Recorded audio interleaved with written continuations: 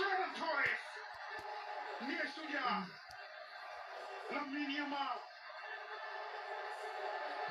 amezima ndoto za Lionel Messi, lakini mwalimu au mwadhibu wanafunzi wake. Pau Kubasi, ndoto iliyotokea La Masia kama ilivyo pia kwa Lionel Messi, mafanikio makubwa katika mikono yake akiwa na Argentina, akiwa na Barcelona, lakini mara hii mambo yamekwenda tofauti.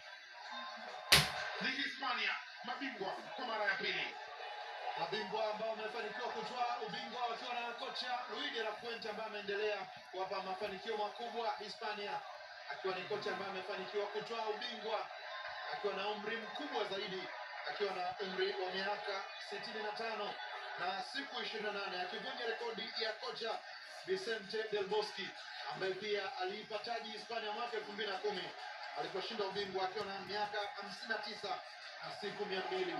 Siku ya furaha kwa Luis de la Fuente, aliaminiwa kwenye mpango uliotengenezwa na Hispania kumkabidhi timu kuanzia timu za vijana. Amepanda nao kwa mafanikio makubwa na kufikisha hapa vijana ambao aliwatengeneza kwenye mpango wake wa timu za vijana.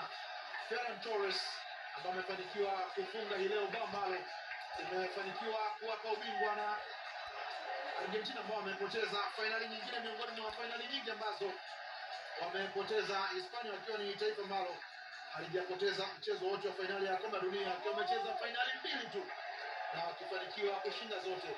Wamekuwa na kampeni bora, kampeni aina yake, wakicheza michezo yote wakiruhusu bao moja pekee dhidi ya Ubelgiji, lakini wakifunga mabao kwenye kila mchezo, mabao 14, wakishinda dhidi ya timu ambazo pengine zilitabiriwa kwa kiasi kubwa kutoa ubingwa. Argentina ya Lionel Messi ambayo ilipewa nafasi kubwa kutokana na kila ambacho walikifanya, iko chali, haijafua dafu mbele ya